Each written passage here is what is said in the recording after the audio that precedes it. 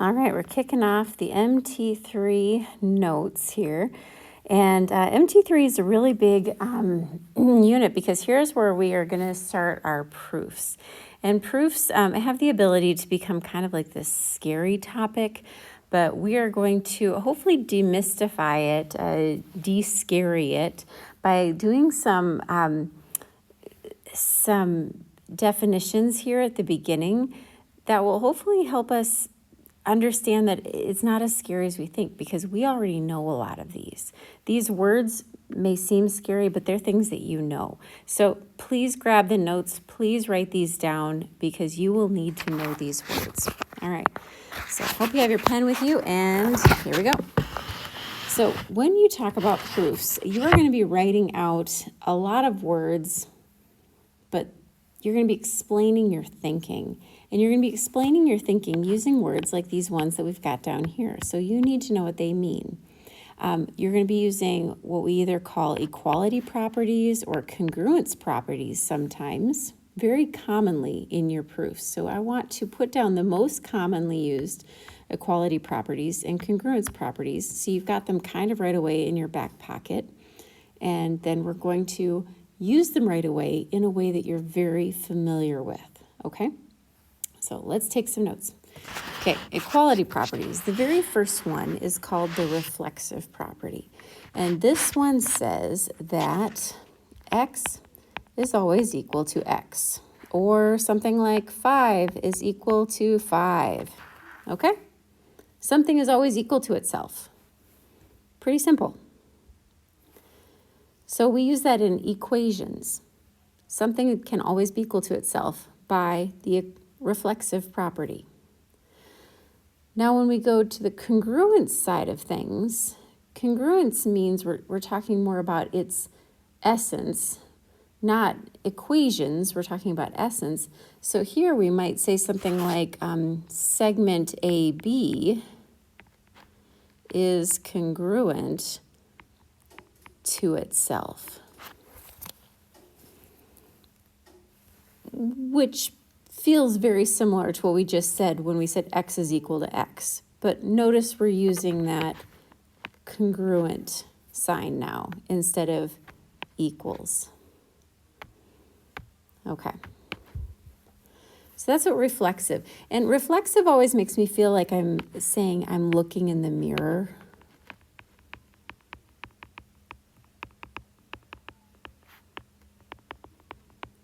And seeing myself. I look and I see myself. X is equal to X. Okay. All right, let's go on to symmetric. This one says that X is equal to Y, or it says if X is equal to Y, then Y is equal to X.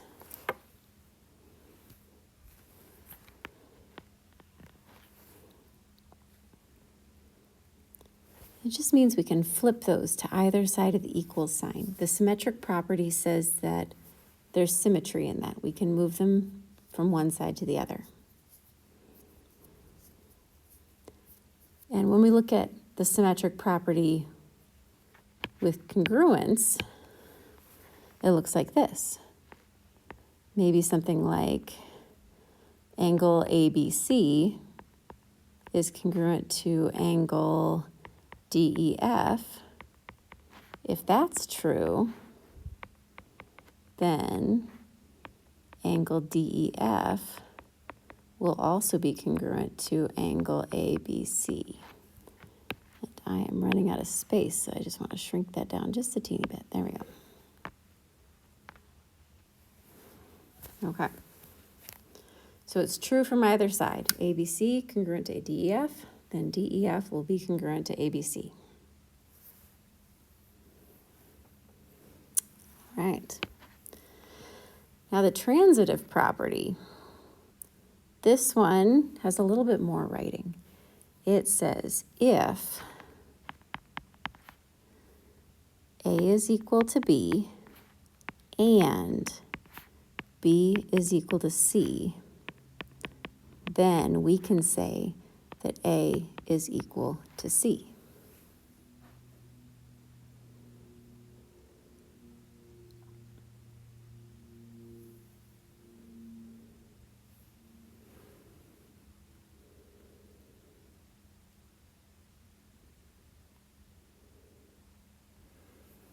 So we're able to go ahead and link, because B links these two together. We can link A and C together right here. Okay. And the same could be said over here. Let's go segment AB is equal to CD. I'll put that if in front. If AB is equal to CD and CD is, oh, not equal, congruent, my bad. And CD is congruent to EF. Then segment EF will be congruent to segment AB. Oh, and I should have written it out the other way. Then segment AB is congruent to segment EF. I'll keep that order going. Okay. All right. So you'll notice that we kept that process. They look the same. Again, just the fact that one has equal signs, one has congruent signs.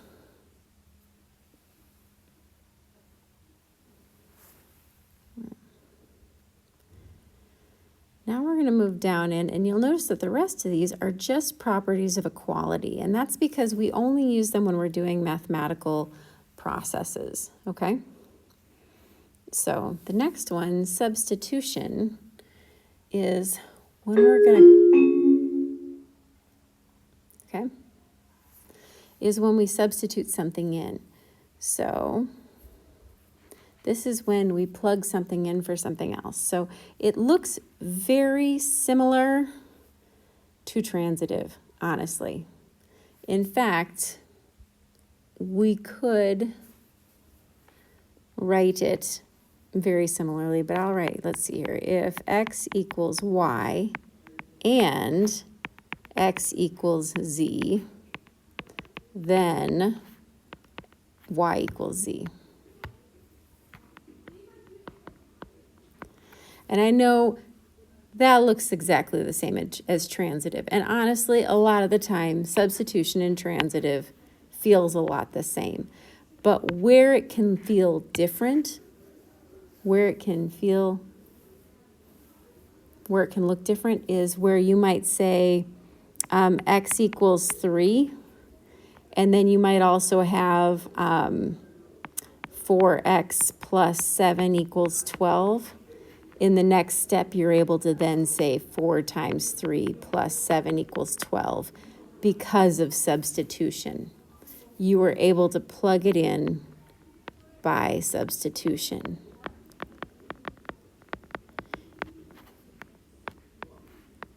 Cannot do that by transitive.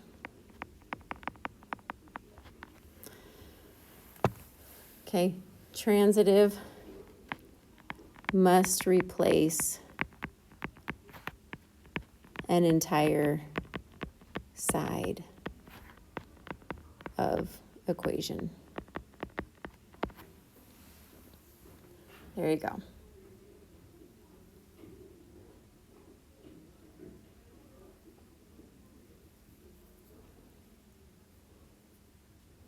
So slight differences.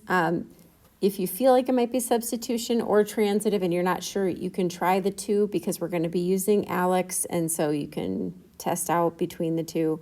But these are very similar. These ones are similar. Okay. All right.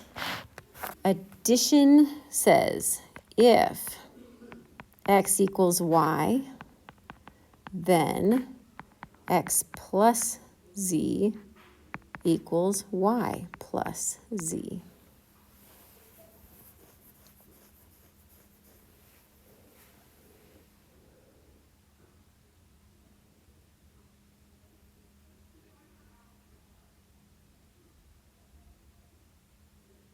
Okay.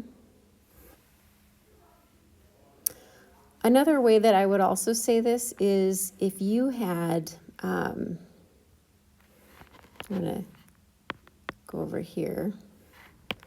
and say, if you had x minus 3 equals 12, your next inclination would be to say, I'm going to add 3 on both sides. That is by addition property. You're adding 3 on each side because the addition property tells us that we can add 3 on both sides and keep our equation equal.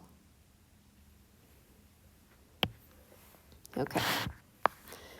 The next one, we're going to go a little faster because I'm going to show you these in real life down below. So if x equals y, then x minus z equals y minus z. That's subtraction.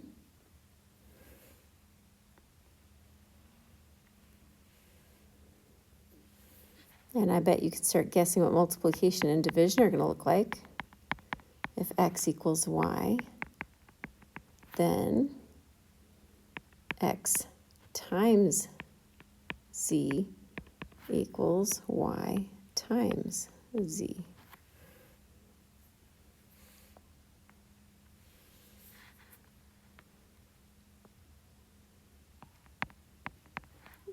And division will be when we divide.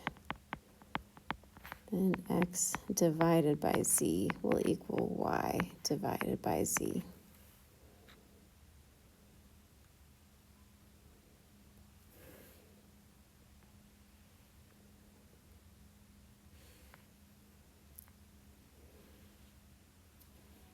Okay.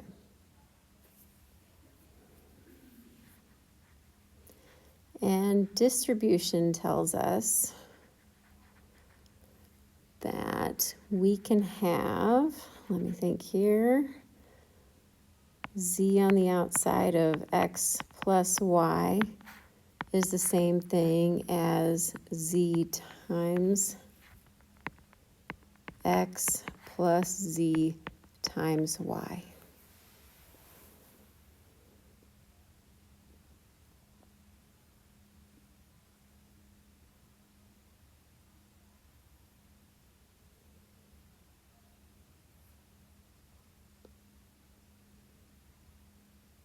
Okay. If you need to write those down, go ahead and pause it. Okay. All right. Now, I told you that you already know this. You really do. You absolutely know this. We're going to show you that you know this. In a proof, there's several ways to write proofs. There's one of them is called a 2-column proof. That's what we are going to show you. That's what we're going to do. The second way is going to be like a written paragraph. There's the third. You can do a flow proof. This is the one we're going to be doing here, okay? 2-column proof. In that, you have a statement and you've got a reason side, okay? And in the statement, you have all of the things, all the steps. And then in the reason, this is the words, how it works, okay? You have done the statement. This is the show your work. You've been doing that for a long time, okay? This is the part that we're going to learn how to do, okay? So here's what we're going to do. Ooh, there we go. Here it says solve this, justify each step. Okay. So our statement, this is what we need to do. 3x plus 5 equals 12. Well, what would we do first? Typically, I would bring my 3 in, right? That's one way to do it. Or we could divide the 3. There's a couple ways, right? So I'm going to bring that in. So that's 3x plus 15 equals 12, right? Then what? I would subtract 15 And I would end up with 3x equals 3. Then I'm going to divide by 3. And I'm going to end up with x equals 1. Okay? So I've solved. I only needed 4 lines. I didn't need all of the lines. Now, here's the reasoning we need. Our first reason, I'm going to write this in red, always, this always is this word, given. Okay? You don't need to write this word. You don't need to write always, but I want you to know the first word is always given. It's whatever information you were given. We wrote down 3 times the quantity of x plus 5 equals 12. That was the information we were given. That's our first statement. Okay? Then what did we do to move from here to here? What did we do? We did this. What is that? What kind of process is that? We did this. We went from here to here, right? We distributed. And that is called distribution. It's the distribution, the distributive or distribution, POE. POE just stands for property of equality. And it depends on who writes the curriculum, like distribution, property of equality. That's probably what I would have liked written. In ALEKS, they're going to write distributive property. But you're going to see that word distributive coming up. Okay, now it's the next thing. To move from here to here, we did this. We subtracted 15. Well, we subtracted on both sides. We did this. We subtracted. That's subtraction. In ALEKS, they're going to put that together with addition. They're going to call it addition and subtraction. They're kind of lazy. Addition and subtraction. They're going to put it together. Okay? And then to move from here to here, they divided. That's division. And in ALEKS, they're going to put that together with multiplication. Okay? That's going to be the ALEKS piece there. Okay? All right. That is a proof. You've just written a proof. We had our given, we distributed, we subtracted, and we divided. That's it. You already know how to do it. Okay. Go ahead and pause me and solve this one. Write out your steps.